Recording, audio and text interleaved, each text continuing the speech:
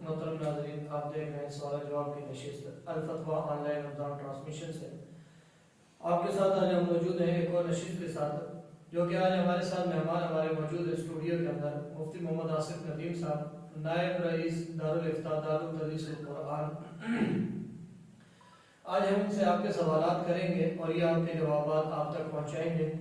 انشاءاللہ العزیز۔ سب سے پہلی چیز یہ تو ہے کہ اگر آپ نے ہم سے سوال پوچھنا ہو تو ہمارے کمنٹ بار میں، اور اسی طریقے سے جو ہمارا نمبر واٹس ایپ شو ہو رہا ہے آپ اس پر ہمارا اپنا سوال تحریر کر کر ہم تک پہنچائیں، انشاءاللہ آپ کے سوال کا جواب آپ تک پہنچا دیا جائے گا۔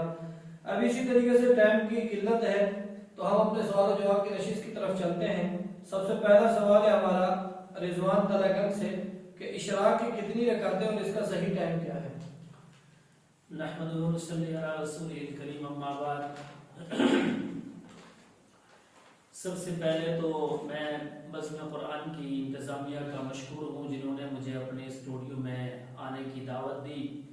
دعا ہے اللہ رب العزت ان حضرات کی کاوشوں کو قبول فرمائے۔ چلتے ہیں اپنے سوال کی طرف کہ نماز اشراق کی جو ہے وہ کل 4 رکعتیں ہوتی ہیں اور کم سے کم 2 رکعتیں پڑھنے کی بھی اجازت ہے،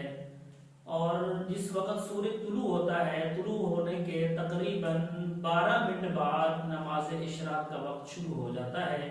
اور اس کی بہت بڑی فضیلت آئی ہے۔ آپ صلی اللہ علیہ وسلم کا فرمان ہے کہ جو شخص صبح کی نماز پڑھ کے بیٹھا رہا یہاں تک کہ اشراق کا وقت ہوا اور اس نے اشراق کی نماز پڑھ لی تو اسے ایک مقبول حج اور عمرے کا ثواب حاصل ہوتا ہے۔ تو اس لیے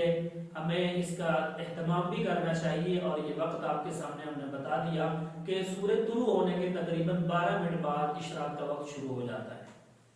دوسرا سوال ہے حافظ عمر چنیوٹ سے کہ جب رات کو نماز تہجد ادا کرتا ہوں تو اسی کے ساتھ توبہ اور نماز حاجت کی بھی نیت کر لیتا ہوں، کہ اس طرح نیت ہو جائے گی یا الگ الگ پڑھنا پڑے گی؟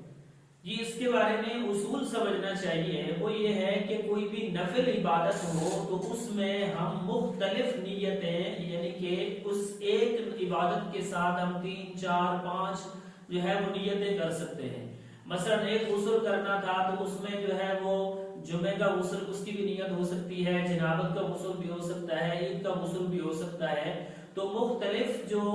چیزیں ہیں، جو نفلی عبادت ہے اس میں مختلف نیتیں ہو سکتی ہیں۔ تو اسی طرح نماز تہجد کے اندر اگر کوئی اس میں توبہ کی نیت کر لیتا ہے، حاجت کی نیت کر لیتا ہے، اس میں تحیۃ المسجد کی نیت کر لیتا ہے، تحیۃ الوضو کی نیت کر لیتا ہے، تو جس قسم کی بھی اس میں نیت کرنا چاہے تو ہر ایک اس کو الگ الگ ثواب جو ہے وہ اللہ کی طرف سے ملے گا۔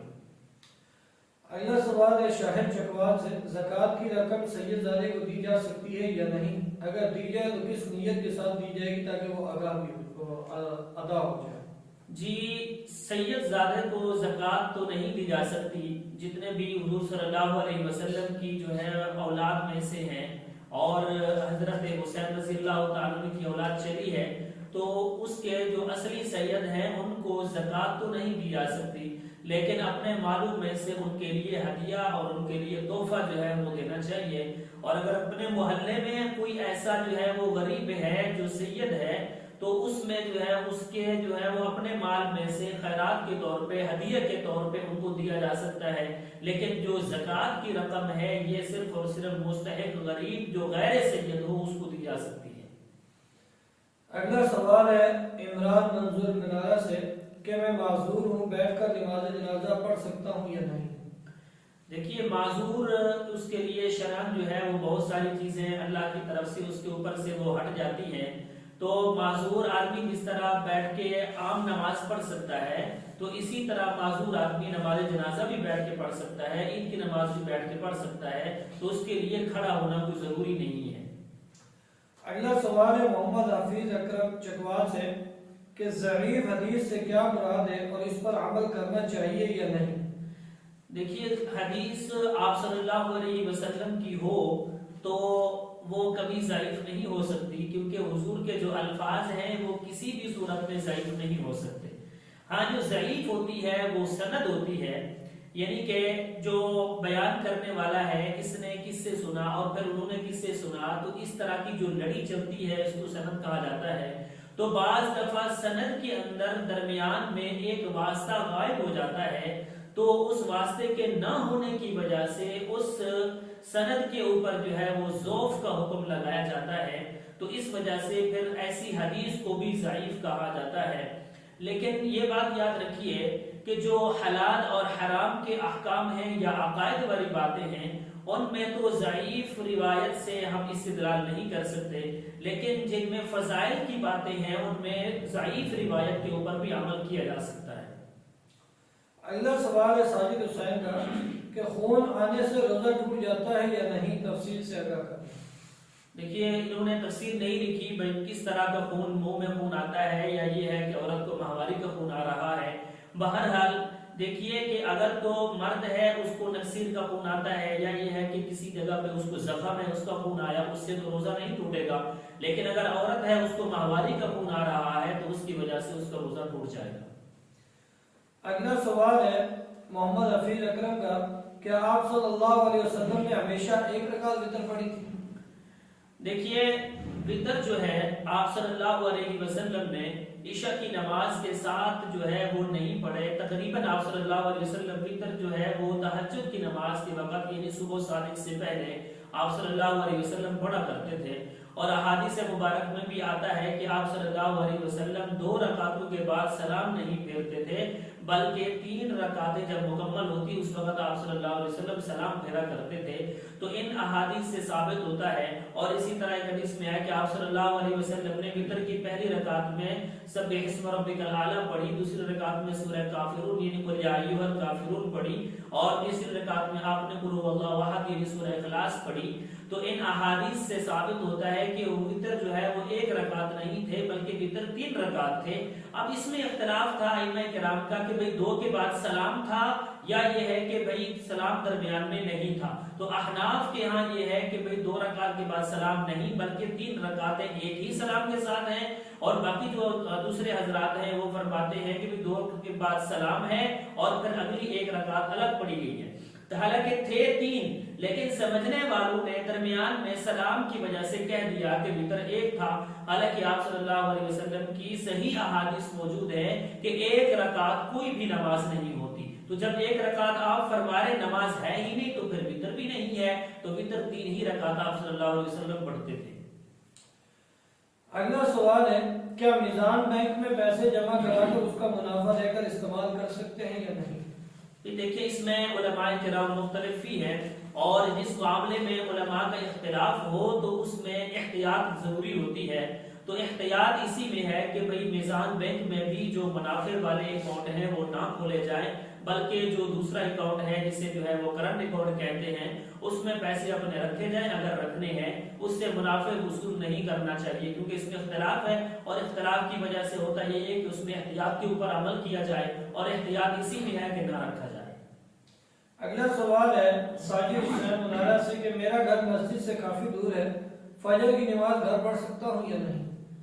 دیکھیے جو دور ہیں، اور یہی بات صحابہ کرام نے بھی آپ صلی اللہ علیہ وسلم سے دریافت کی تھی کہ ہمارے گھر جو ہے وہ مسجد سے دور ہے تو کیا ہم جو ہے وہ اپنے گھروں میں نماز پڑھ سکتے ہیں؟ تو آپ نے فرمایا کہ جتنے دور سے تم لوگ آؤ گے وہاں سے صرف خاص نماز کے لیے تو تمہارے ہر ایک قدم کے اوپر ایک نیکی لکھی جائے گی، اور ایک گناہ معاف ہوگا، اور ایک درجہ جنت میں بلند ہوگا۔ تو یعنی اس کی فضیلت بتائی گئی ہے کہ مسجد سے گھر کے دور ہونے کا، تو جتنا مسجد سے گھر دور ہوگا اتنا ہر قدم پہ نیکیاں اور گناہ معاف ہوں گے اور درجات بلند ہوں گے۔ تو اسی وجہ سے کوشش تو یہی کرنی چاہیے کہ مسجد میں ہی آنا چاہیے، لیکن اگر کبھی بعض دفعہ وقت کی قلت کی وجہ سے مسجد نہیں پہنچ سکتے تو مجبوراً گھر میں بھی ادا ہو جائے گی۔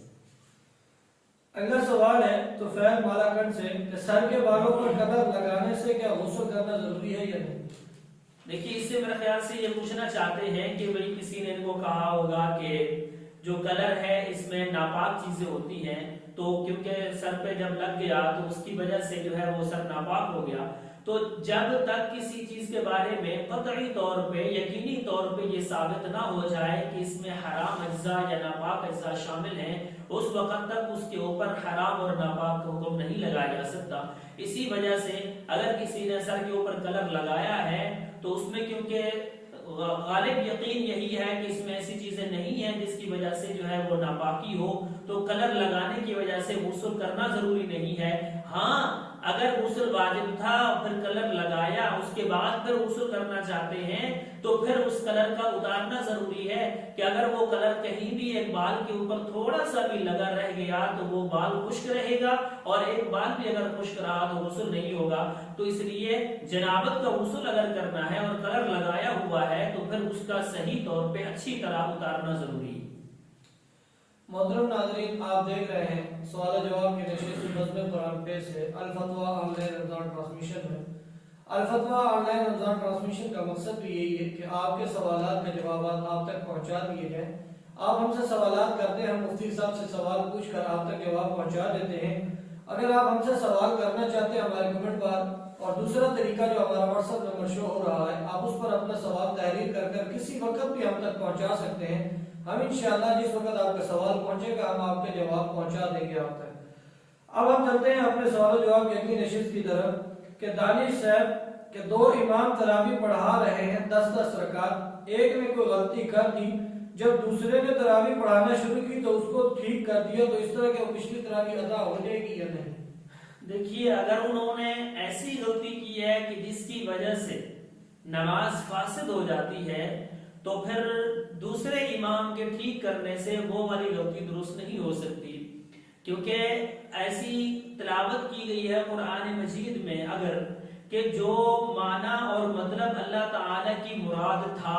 وہ اس سے مختلف ہو گیا تو اس سے نماز فاسد ہو جاتی ہے۔ تو اس وجہ سے اگر پہلے امام نے ایسی غلطی کی ہے تو وہ نماز فاسد، وہ 2 رکعتیں فاسد ہو گئی ہیں، دوسرے امام کے درست کرنے سے وہ پہلے والی نماز درست نہیں ہوگی۔ اگلا سوال ہے رحمت حسین چترال سے کہ قصر نماز کتنی مسافت پر ہوتی ہے؟ ہمارا گاؤں چترال سے شہر کا سفر تقریباً 4 گھنٹے لگ جاتے ہیں، کیا اس میں کوئی ٹائم کا بھی اعتبار ہے یا نہیں؟ جو قصر کی مسافت ہے آج کل کے حساب سے تقریباً جو ہے وہ 77 کلومیٹر بنتی ہے، تو 77 کلومیٹر اگر کسی نے سفر کرنا ہے تو اس بندے کے اوپر قصر نماز جو ہے وہ واجب ہے، اور اگر اس سے کم سفر ہے تو پھر وہ مکمل نماز پڑھے گا۔ اب اس کے لیے وقت کوئی جو ہے وہ متعین نہیں ہے۔ ہاں پہلے زمانے میں آپ صلی اللہ علیہ وسلم کے زمانے میں یہ تھا کہ اس وقت اگر کسی نے سفر کرنا ہو تو 3 دن اور 3 رات اگر کوئی سفر میں رہتا تو پھر یہ سمجھا جاتا تھا کہ یہ مسافر ہے، اور اگر اس سے کم تو وہ سفر نہیں ہوتا تھا۔ لیکن آج کے زمانے میں کیونکہ بہت تیز زمانہ ہے اور اس مسافت کو پھر پہلے جو ہے وہ میلوں کے حساب سے اور آج جو ہے وہ اس کو کلومیٹر کے حساب سے ناپا گیا ہے، تو کلومیٹر اگر 77 بنیں گے وقت چاہے جتنا بھی لگے، 1 گھنٹہ لگے یا اس پہ 10 گھنٹے لگے، تو کلومیٹر اگر 77 بنیں گے تو پھر وہ مسافر ہوگا، اور اگر وہ نہیں بنتے تو پھر وہ مسافر نہیں ہوگا۔ اگلا سوال ہے عرفات کا، کیا ناک اور کان میں دوائی ڈالنے سے روزہ ٹوٹ جاتا ہے؟ اور دوسری چیز بھاپ اور انہیلر سے روزہ ٹوٹ جاتا ہے یا نہیں؟ دیکھیے ناک اور کان جو ہے ان میں اگر دوائی ڈالی، مثلا کان میں دوائی ڈالی ہے اور وہ پردے سے آگے چلی گئی ہے تو اس سے روزہ ٹوٹ جائے گا، اور اسی طرح اگر کسی نے ناک میں دوائی ڈالی اور وہ جو نرم ہڈی ہے اس سے اوپر کو چلی گئی ہے تو اس سے بھی روزہ ٹوٹ جائے گا۔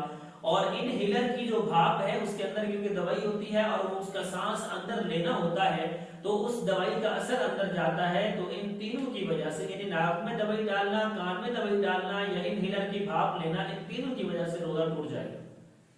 اگلا سوال ہے ضیاء الحق مانسیرا سے، کیا ٹوتھ پیسٹ سے روزہ ٹوٹ جاتا ہے یا نہیں؟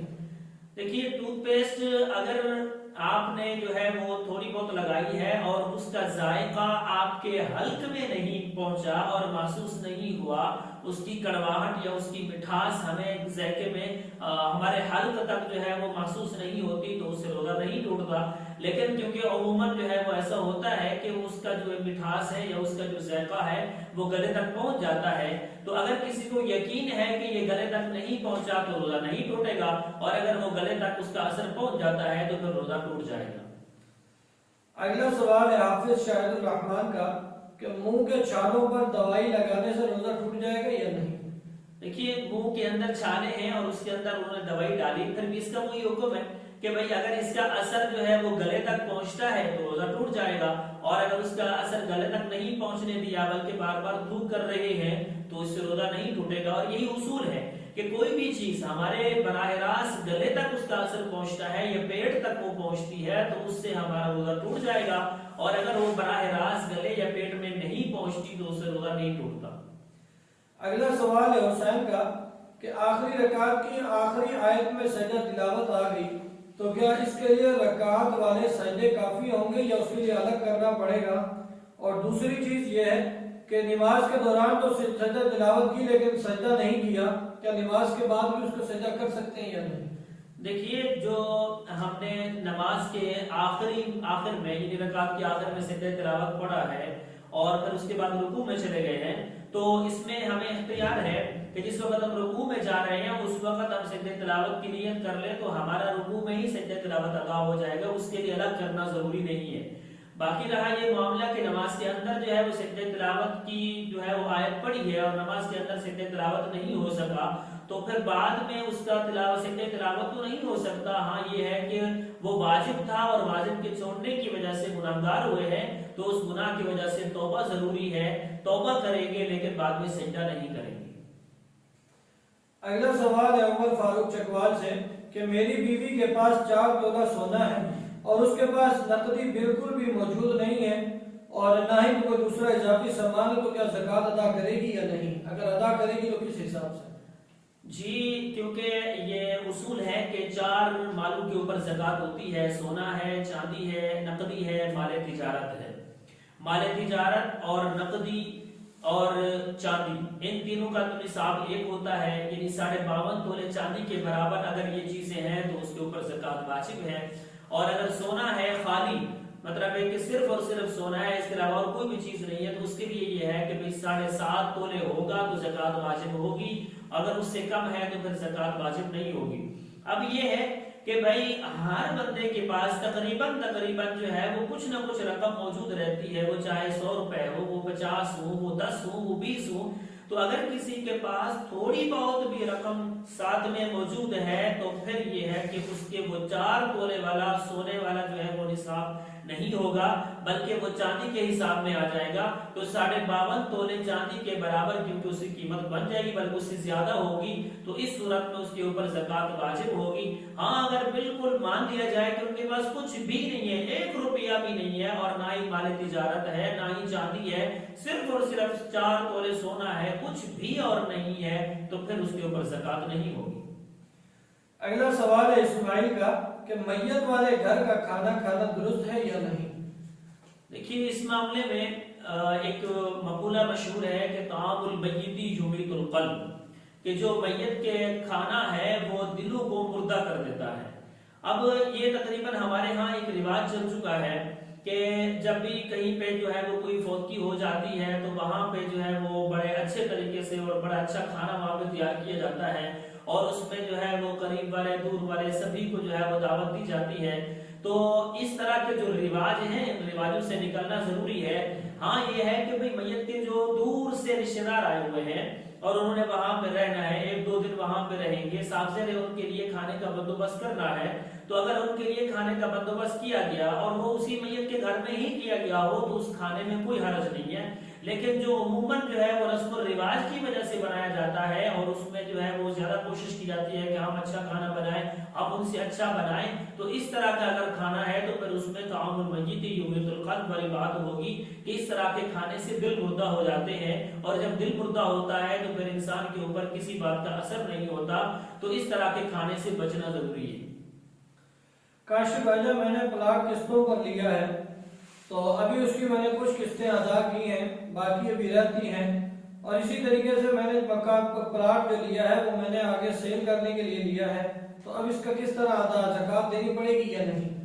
ہاں جی، کیونکہ اس کے لیے شرط ہے کہ اگر آپ نے یہ پلاٹ آگے بیچنے کے لیے ہی لیا ہے تو پھر یہ ہے کہ اس کی جتنی جو ہے وہ آپ نے قسطیں ابھی دینی ہیں ان کو موجودہ قیمت میں سے نکال کے باقی قیمت جو اس کی بنے گی اس کے اوپر زکوٰۃ فرض ہے۔ مثلا ہم اس وقت جو پلاٹ ہے وہ 5 لاکھ قیمت کا ہے اور آپ نے جو قسطیں ادا کرنی ہے وہ 2 لاکھ کی ہیں، تو 3 لاکھ کا جو پلاٹ ابھی اس کے قسطوں کے علاوہ ہے اس کے اوپر 3 لاکھ کے اوپر آپ کے اوپر زکوٰۃ واجب ہوگی۔ اسی طرح اگلا سال آیا تو اس وقت اس کی قیمت کے حساب سے ہوگا کہ اگلے سال میں اگر اس پلاٹ کی قیمت 5 سے 7 لاکھ ہو گئی ہے اور آپ نے 1 لاکھ ابھی قسطیں باقی دینی ہے تو پھر 6 لاکھ کے اوپر جو ہے وہ زکوٰۃ ہوگی، 6 لاکھ کی آپ نے زکوٰۃ ادا کرنی ہے۔ اگلا سوال ہے نعمان چکوال سے کہ نماز عشاء اور نماز تراویح کے بعد 2 نفل خاص ہیں یا نہیں، اگر ہیں تو ان کی فضیلت بتا دیں۔ نماز عشاء کے بعد 2 نفل کی تو بات نہیں ہے، ہاں 4 نفل کے بارے میں یہ مختلف روایات میں آیا ہے کہ ان کی جو مطلب ان کو پڑھنے کا جو طریقہ ہے وہ یہ ہے کہ ان کو ایک سلام کے ساتھ پڑھا جائے تو قدرہن من لیلۃ القدر کہ ان کی جو فضیلت ہے وہ لیلۃ القدر میں نفل پڑھنے کے برابر ہے۔ تو یہ مختلف روایات میں آتا ہے۔ اب اس میں یہ کہیں سے ثابت نہیں ہوا اور کہیں سے ملا نہیں ہے کہ بھئی صحابہ کرام نے اس کے اوپر مکمل عمل کیا یا نہیں کیا۔ ہاں یہ ہے کہ روایات میں آتا ہے کہ بھی 4 رکعتیں پڑھی جائیں، ایک سلام کے ساتھ پڑھی جائیں تو ان کا ثواب لیلۃ القدر میں نفل پڑھنے کے برابر ہے۔ اگلا سوال ہے ابو معاویہ کا کہ رات 1 سے لے کے 3 بجے کے درمیان نماز تراویح پڑھی جا سکتی ہے یا نہیں۔ دوسرا حیثیت کی شک ہے کہ اگر روزے کی نیت کرنا بھول جائے تو کیا اس کا روزہ ہو جائے گا یا نہیں۔ دیکھیے پہلا سوال کہ 1 بجے سے 3 بجے کے درمیان تراویح پڑھنا وقت تو ہے، پڑھ سکتے ہیں کیونکہ عشاء کے بعد سے صبح صادق سے پہلے تک جو ہے وہ وقت ہے تراویح کا اور نماز عشاء کا، تو اس کے درمیان جس وقت چاہیں پڑھ سکتے ہیں، لیکن اس کو سستی کی وجہ سے جو ہے وہ لیٹ کرنا اور اس کو تاخیر سے پڑھنا اور بعض دفعہ اس تاخیر کی وجہ سے سستی کی وجہ سے آنکھ لگ گئی اور تراویح رہ گئی تو اس طرح تاخیر کرنا مکروہ ہے، اس مکروہ کام سے بچنا ضروری ہے۔ ہاں یہ ہے کہ کبھی اگر لیٹ ہو گئے ہیں تو اس دوران پڑھنا جائز ہے، پڑھ سکتے ہیں۔ اور اگلا سوال یہ ہے کہ بھی اگر رات کو روزے کی نیت نہیں کی ہے تو اگر تو یہ فرض روزہ ہے جیسے رمضان کا روزہ ہے تو نصف النہار سے پہلے یعنی آدھے دن سے آج کی تقریباً جو ہے وہ 11:30 بجے سے پہلے اگر نیت کر لی ہے اور صبح صادق کے بعد سے کچھ کھایا پیا بھی نہیں ہے تو نیت کرنے سے روزہ ہو جائے گا۔ اگلا سوال ہے احمد کا کہ سنا ہے کہ مقروض اگر قرضہ ادا نہ کرے اور وہ مر جائے تو اس پر قبر میں عذاب نازل ہو جاتا ہے۔ مثلا دکاندار ہے، کسی کے پیسے دینے ہیں اور اس نے لوگوں سے لینے بھی ہے اور وہ یہ گمان رکھتا ہے کہ جو میں نے دینا ہے وہ ادا ہو جائے گا جن سے میں نے لینا ہے، اس صورت میں یہ ایک خوش فہمی ہی اس کو کہا جا سکتا ہے۔ آپ صلی اللہ علیہ وسلم کے زمانے میں جس وقت کوئی جنازہ لایا جاتا تو تقریباً اکثر آپ صلی اللہ علیہ وسلم پہلے یہ سوال کرتے کہ اس نے کسی کا قرض تو نہیں دینا۔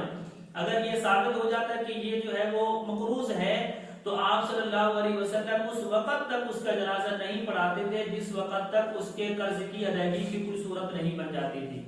جس وقت کوئی اس کی ذمہ داری لے لیتا تھا کہ فلاں نے اس نے قرض دینا ہے اور میں ذمہ داری لیتا ہوں کہ میں اس کا قرض ادا کروں گا، اس کے بعد آپ صلی اللہ علیہ وسلم اس کا جنازہ پڑھایا کرتے تھے۔ تو اس طرح یہ سمجھنا کہ بھئی جنہوں نے میرے دینے ہیں اور کچھ لوگوں کے میں نے دینے ہیں تو بس یہ آپس میں جو ہے وہ ختم ہو جائیں گے، تو یہ خوش فہمی ہے، اس میں نہیں رہنا چاہیے، بلکہ اپنے اوپر جو حق ہے اس کو مکمل طور پہ دنیا میں ادا کر کے جائیں۔ ہاں جن لوگوں نے آپ کے دینے ہیں ان کا حساب قیامت والے دن ہوگا، اور جن کے آپ نے دینے ہیں یہ تو حساب قیامت والے دن اور حشر میں ہوں گے۔ ہاں قبر کے اندر تو یہ ہے کہ آپ سے پوچھا جائے گا کہ آپ نے کون سے حقوق دینے ہیں، جو آپ نے دینے ہیں اس کی پوچھ ہوگی، جو آپ نے لینے ہیں ان کا حساب تو قیامت والے دن ہوگا۔ اسی لیے ضروری ہے کہ قبر میں جانے سے پہلے اپنے اوپر جتنے حقوق ہیں وہ سارے کے سارے ادا کر کے جائیں، اس خوش فہمی میں ہرگز نہ جائیں۔ اگلا سوال ہے ذوالفقار کراچی سے کہ ہمارے پاس تراویح کے 2 امام ہیں اور دونوں 10 تراویح پڑھاتے ہیں، لیکن جو پہلی 10 تراویح پڑھاتا ہے وہ آخری 15 پاروں میں سے پڑھاتا ہے اور جو دوسری 10 تراویح پڑھاتا ہے وہ پہلے 15 پاروں میں سے پڑھاتا ہے، کیا اس طرح تراویح ہو جائے گی یا نہیں؟ جی تراویح تو ہو جائے گی، اس میں کوئی شرط جو ہے وہ ناجائز نہیں ہے، کیونکہ جو مسئلہ ہوتا ہے کہ بھئی پہلے رکعت میں پچھلی منزل پڑھنا اور دوسری رکعت میں اس سے آگے پڑھنا یہ صرف اور صرف اس وقت ہے جب ایک سلام والی نماز پڑھی جا رہی ہو، یعنی 2 رکعتیں پڑھی جا رہی ہوں یا پھر یہ ہے کہ 4 رکعتیں پڑھی جا رہی ہوں، تو ان میں اس چیز کو دیکھا جائے گا کہ پہلی رکعت میں منزل وہ ہو جو پیچھے ہے، مطلب پہلے سپارے میں ہے، اور دوسری رکعت والی جو منزل ہے وہ اس سے آگے کسی بھی جگہ سے پڑھی جا سکتی ہے۔ تو یہ صرف اور صرف اس نماز میں دیکھا جاتا ہے کہ جو ایک سلام والی ہو، یعنی 2 رکعت والی ہو یا پھر 4 رکعت والی ہو یا وتر ہے 3 رکعت والی، تو ان میں اس چیز کو جو ہے وہ دیکھا جاتا ہے کہ پہلی رکعتوں میں پچھلی منزل ہو اور اگلی رکعتوں میں اس سے آگے پڑھا جا رہا ہو۔ باقی یہ ہے کہ جو درمیان میں سلام آ گیا تو پھر اس سے جو اگلی رکعتیں ہیں ان کا حکم ہی الگ ہو جاتا ہے۔ باقی رہا یہ معاملہ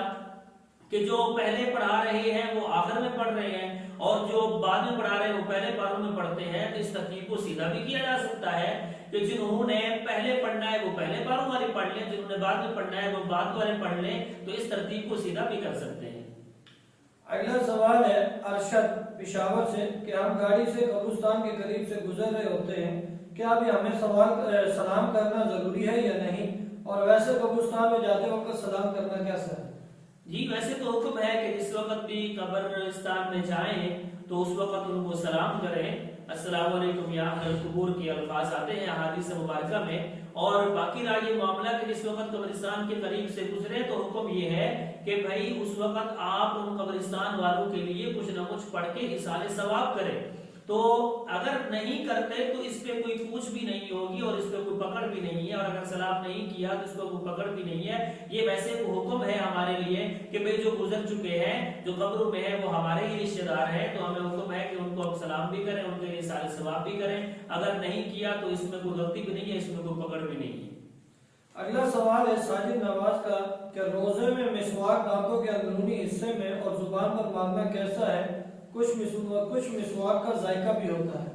ہاں دیکھیے کہ اگر اس کا ذائقہ ہمارے گلے میں محسوس ہوتا ہے تو پھر یہ کہ روزہ ٹوٹ جائے گا، اور اسی طرح مسواک کی جو ریشے ہوتے ہیں وہ بھی اگر ہمارے حلق سے نیچے اتر گئے ہیں تو تب بھی روزہ ٹوٹ جائے گا۔ ہاں اگر یہ ہے کہ اس کا ذائقہ صرف اور صرف منہ میں رہا، پھر ہم نے تھوک دیا اور اسی طرح اندر ہم نے مسواک کیا، زبان پہ کیا، تو اس میں کوئی حرج نہیں ہے۔ صرف اور صرف یہ ہے کہ ذائقہ حلق میں نہ جائے اور دوسرا اس کے ریشے حلق سے نیچے نہ اترے، مسواک کرنا ٹھیک ہے۔